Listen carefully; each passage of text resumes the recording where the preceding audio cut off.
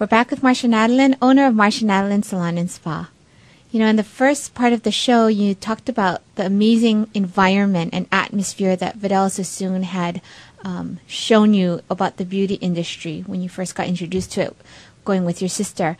And one thing that I'm amazed with is every time I go to do my hair at your salon and spa, I mentioned to you that all of your employees are really upbeat. On their faces, they totally show that they love what they're doing. They're passionate about it. No one's ever bad-mouthing anything. I'm sure, you know, there's back of the scenes problems, but no one ever exudes that.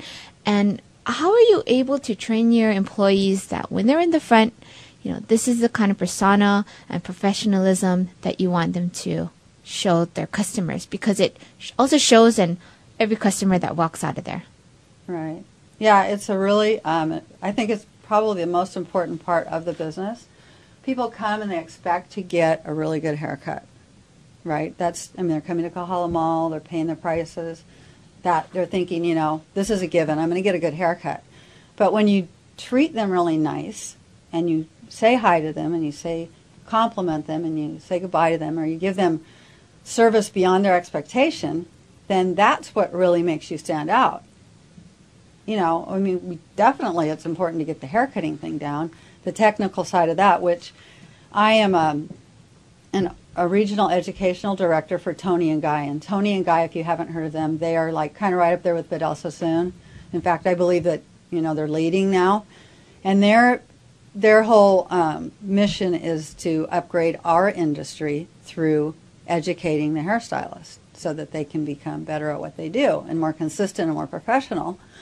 So I've partnered with them, and I've totally blueprinted my training program after theirs, using their DVDs, bringing in their staff, their art directors and creative directors into my salon 3 times a year to train my advanced staff, my advanced stylists. So keeping my advanced stylists happy, excited, creative, all those things, and they're happy, they're going to pass it right on to the client because they're happy. They're getting treated.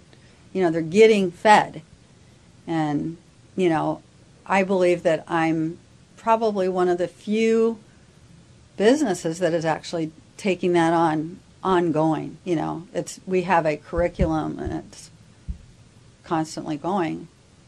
We also have an apprentice program where we train our own staff from the very beginning. They'll come in with interest and excitement about the industry, but no real professional training, and we'll take them from the very beginning all throughout. And I have a license by the state that I can track this, and then at the end of the program they are ready to take their state board test and get licensed. So it's really cool.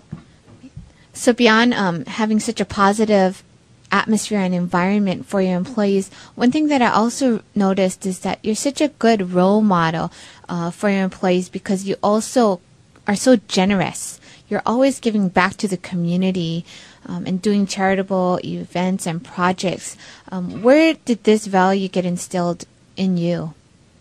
Well, I think probably in the beginning, I was probably kind of ignorant to the whole thing. You know, you just don't think. You're so involved in your own thing and getting started, and, you know, your whole focus is on your own business, and you're not really looking outside as much as you should be. And I think it started all with the disaster of 9/11 for me to really start opening my eyes and, wow, there's other stuff going on in the world besides me. And that's when we really started doing some giving. And once you start that, it just kind of snowballs. You just want to keep giving, you know, to people because, you know, you can. You have it. And it's really great for the staff to see that, too, because a lot of them are very young.